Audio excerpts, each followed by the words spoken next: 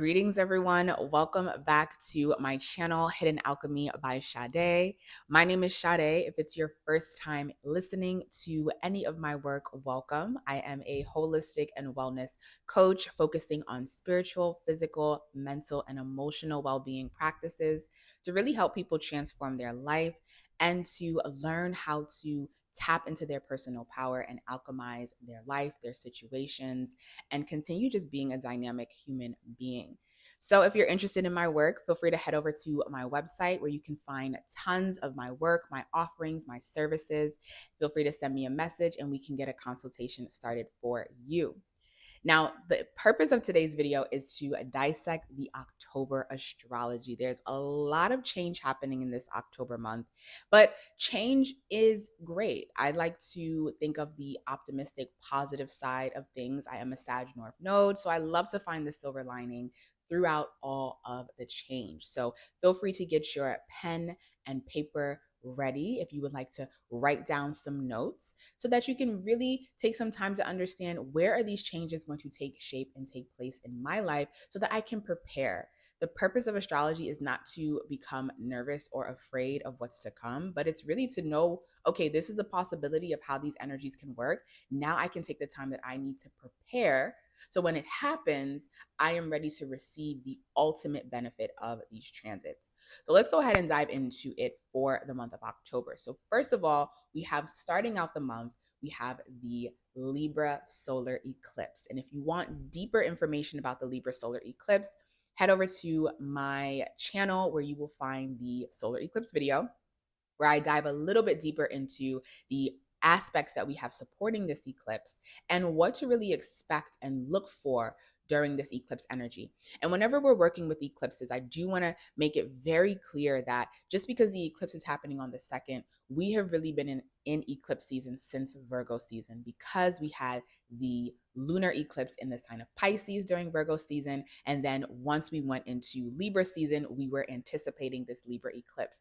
Now, the effect of eclipses lasts for about 6 months, and you can really continue to feel the energy of the eclipse for that entire zodiac sign period. So expect for the remainder of October to really be feeling this eclipse energy and to just kind of clean up the mess that is made, or not the mess, but the changes that happen during eclipse season for the rest of the month of October.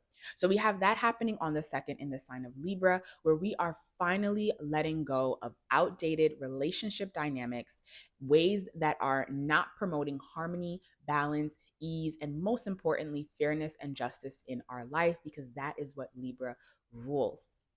Now, with this eclipse being on the south node axis, because this is a solar eclipse, which really means a new moon, because it's on the south node axis, it's a letting go of a chapter that we've really been working with for quite some time with the Aries Libra axis. And at the same time, this letting go is allowing space for new relationship dynamics, new ways of being in relationship, new contracts that are coming into our life, because we are finally letting go of the things that are no longer of benefit or of service in the Libra area of our chart. Now, supporting this lunar eclipse energy on the 7th, we have a water trine. And what I love about this water trine is, well, let me go ahead and describe what a water trine is. So, a trine is basically a pocket of energy that is very harmonious in its nature when all of the elements coincide. So, with that being said, we have the planet Venus in the sign of Scorpio. We have the planet Mars in the sign of Cancer, and then we have the planet Saturn in the sign of Pisces. So that's what's making this a water trine, because these planets are all in the element of water and they come together.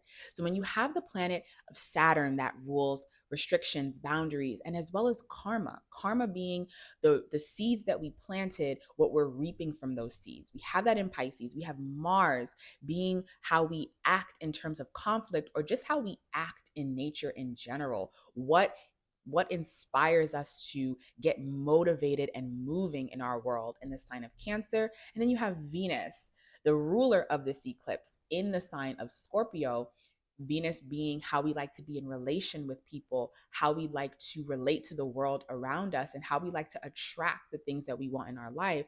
These all being in water signs, what this says to me is there is an internal stability. Our emotions are very stable during this time. And because our emotions are all coming together, we are now able to truly put intentional movement behind our actions. Mars in Cancer, even though Mars doesn't like to be in Cancer, I natally have my Mars in Cancer, so I love this Mars placement, but it is challenging. But what you can do with Mars in Cancer is focus on what intuitively feels right. A lot of times when we act, we can act from a state of logic, right? Which is important, especially when you're dealing with people. But with Mars in Cancer, it's asking you to know when is the right time to act and to know why you're acting. Mars in Cancer just asks us, hey, take a little bit more time to meditate on why you're doing what you're doing, your intention behind it, what you want to happen, and the right moment. Because the worst thing you want to do is have good intention, have great power behind your actions, but it's the wrong timing. So you're not going to fully manifest what you're trying to manifest pertaining to Saturn and pertaining to Venus, what you want to attract into your life. So, with these three planets really being in harmony with each other, there is an internal emotional understanding of what you need to feel safe, to feel seen, to feel secure and heard in your relationship dynamics, especially because this is happening around the time of the eclipse. So I find that to be very supportive energy during this time. Our emotional needs are in alignment with the deep rooted change that has to take place in how we relate to people, places, and things. Now, after that, on the 9th, we have Jupiter, the planet of abundance, of luck, of optimism, going retrograde in the sign of Gemini. Now, this is amazing because Jupiter and Gemini coming together. Jupiter is the natural ruler of Sagittarius as well as Pisces. So it rules our ideals, our philosophy, and what is the end goal? What is the purpose of why we're here? What does, in terms of especially Sagittarian energy, what does God need us to do? Sagittarius is very big on religion as well as personal philosophy. Doesn't necessarily mean if you're a Sag that you're religious, but Sagittarius definitely have their own personal philosophy that they like to move from. And when you have this planet in the sign of Gemini, it comes together with our visions and our ideals for what is needed, our purpose in this world, or how we can add purpose to this world. And then Gemini is bringing these, well, these are eclectic, cool, innovative ideas as to how we can complete this task and complete this bigger picture. Gemini adds the details to the bigger picture that Jupiter has. However, because Gemini is the first air sign, it is very all over the place a lot of times because it is the first burst of air. You want to connect to everything. You want to connect to everyone. You want to share all of your ideas. So Gemini can have a very hard time being grounded. So when you bring Jupiter and Gemini together, you have big expansion because that's Jupiter, but you have very fast change because that's Gemini. Now, the thing is, when you have big expansion and you have fast change, you miss the details. You miss the small steps. And an example that I can really, really think about when you're dealing with Jupiter in the sign of Gemini is, say for instance you are a store owner and you had this amazing idea to create these herbs, right? These herbs to help with a person's digestive system. Let's just say you created these amazing herb blends that helps people with their digestive system, especially as we move into new seasons and digestion usually starts to shift because things are changing. You created just a few batches and you just so happen to have an influencer come across your product. They buy your product, they love it, and they immediately start to rave about it and talk about it in interviews, on their blog, on their social media sites, etc. Right? That idea that you had for creating a blend for your digestive system, something simple that you thought was just an easy idea, the right person found it and expanded it beyond just your local network. So what ends up happening, that's the Jupiter effect. What ends up happening from that is because they've expanded this idea for you on a larger platform, you now have this influx of hundreds and hundreds of orders now for this new digestive tea blend that you've made. The problem is you only made a few because you didn't think that something as simple as this idea would get blown up so big. That's the Jupiter Gemini effect. So with Jupiter going retrograde in the sign of Gemini, it is literally telling you that Jupiter is about to expand that Gemini area of your chart. And if you would like to know where this is affecting you and how you can make the most out of this retrograde, feel free to send me a message and we can do a full reading for you. But Jupiter is getting ready to fully expand this Gemini area of your chart. However, you're not ready yet. There's systems in place that are not completely stable. This retrograde is saying, take a moment to stabilize this area so that when I go direct, you can really reap the abundance of these ideas that you've had, and you've just taken some time to clean it up. Now, the beautiful thing about Jupiter going retrograde is Saturn, which squares right now, Pisces and Gemini are going to be squaring each other throughout the duration of Jupiter being in Gemini. Saturn is retrograde as well. So it's like, hey, look over these details, look over these systems, look over these foundations. Whatever is not stable, stabilize it. Whatever idea is no longer necessary, get rid of it.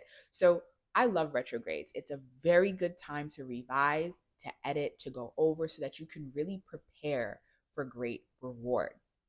Now, after the Jupiter in Gemini retrograde, we have on the 11th Pluto, which has been back and forth in Capricorn and Aquarius for about 2 years now, finally stationing direct at 29 degrees Capricorn and leaving Capricorn for good. Now, again, just like this eclipse energy, this is energy that we are very, very aware of. We've been working with this energy for some time. Pluto has really been lenient on the collective with constantly going back and forth because Pluto rules death, transformation, alchemy, and evolution, right? So Pluto doesn't have to be kind. Pluto is really the ends justifies the means type of planet. So with Pluto stationing retrograde in Capricorn and Aquarius, it was giving the collective time to get rid of outdated structures that are no longer going to be relevant in this Aquarian age, this new world. Get rid of outdated ways of thinking about your work, your purpose in life, your duties, your responsibilities. That's Capricorn.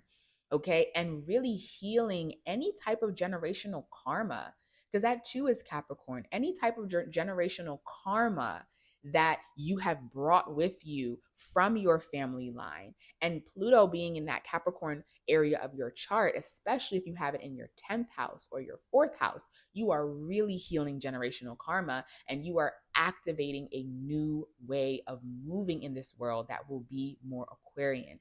So this is a season, this season of fall, of true transformation, true change, true letting go and grieving what is no longer relevant in this new world, grieving what is not going to tap you into your highest potential, because that is what Pluto wants to do. Pluto wants us to be powerful. But in order for us to be powerful, we have to destroy our self-limiting beliefs that no longer serve us. So this final stationing direct in Capricorn is a final letting go. Just like this eclipse, it's a final letting go of an outdated way of moving, being, and showcasing ourselves in the world.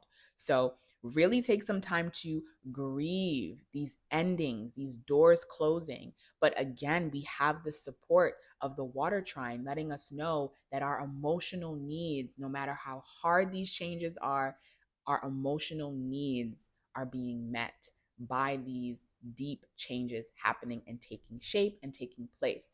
We will have Pluto stationed in the sign of Aquarius in November. And then from there, we've already experienced Pluto at 2 degrees of Aquarius. So for the remainder of the year, it'll be just a revisiting of where Pluto already took shape in our Aquarian area of our chart. And then by January, February of next year, it'll be a brand new way of being when Pluto is in 3 degrees of Aquarius. So really take the end of this year as a moment to reflect, refine, revisit, revise, and get your systems in order, because change is here, change is happening, and the best thing that you can do is prepare. Now let's move into some lighter and more fun astrology. So on the 17th, we have the new moon happening in the sign of Aries. And even though this is not a solar eclipse, or a lunar eclipse, I should say, because the sun is still in Libra, it is still on the eclipse axis energy. It is still Aries. The North Node is still in Aries. Chiron is in Aries, but this is not an exact eclipse energy because the degrees are not exactly the same. So it's lesser it's lesser intensity, but it's still, Chiron is still there. So it's still something, it's still a wound that we are working through as a collective, but it's Aries. It's Aries. It's asking us to reignite that personal fire. What does leadership mean to you? Where have you not been a leader in your life? Where have you been backing away from taking on new adventure and new opportunity in your life and really just carving out your own lane? That is what this new moon is pushing us to activate internally, especially since we are letting go of that Libra area of our chart. Now, this Aries new moon is like, okay, fresh start, out with the old, in with the new. Where is my power? Where is my personal power? Where is my courage and my confidence? Now, really pairing well with this new moon, on the same day, we have Venus moving into Sagittarius. I love Venus in Sagittarius because it adds more playful adventure to our life, right? We've been dealing with eclipse energy since the start of Virgo season back in August. So now that we have Venus in Sagittarius, it's like, okay, we've had all this change, we've had all this destruction, this letting go, this shifting. Where's the silver lining? How can I be optimistic about these new relationships? How can I have fun and be a little bit more playful? And how can I connect with people that have similar philosophy and beliefs as me so we can go forward on our journey together? Because Sag is all about, what is the journey? What is the purpose? What does God need me here to do? And how can I have good company while doing that? After we have Venus moving into the sign of Sagittarius, we cannot forget that the sun then has to make its way out of Libra. So on the 22nd or 23rd, depending on where you are in the world, we have the sun leaving Libra and moving into spicy, sultry Scorpio. So now we're moving into that Halloween season energy. We also have Mercury that will be in the sign of that will be in Scorpio as well. So when Mercury and the sun come together, it is really digging deep for research. And you know, Scorpions love to dig deep. They love to find your secrets. They love to, and not to find your secrets for the sake of, you know, making you feel bad. If it's an underdeveloped Scorpio, then yes, but to show you that your secrets and your darkness is your power. It's what makes you unique. It's what makes you this powerful, amazing individual. So expect communication to be more passionate. Expect there to be more prying in, a little bit of stalking, a little bit of obsession. And then with Venus right here in Sagittarius, as we have the sun and Mercury in the sign of Scorpio, expect there to be some indulgence in some taboo, some things that we like to do in the dark, right? But also because Venus is in Sagittarius, it's like there's no shame, there's no guilt. This is all just child's play. This is all just fun. So that's the astrology that we have for October. So the beginning of October, it starts out very intense. However, as we get to the middle and we get to the end, it's like, okay, let's soften our shoulders down our back. The change has happened, the change is near, the change is here, but life still has to continue and we can always find the silver lining. All right, everyone, if you would like to see where these changes are specifically taking shape in your chart, feel free to send me an email and we can go ahead and schedule a reading for you. And if not, I would love to hear how October has been going for you, depending on when you're watching this video. And I will see you for my next video, y'all.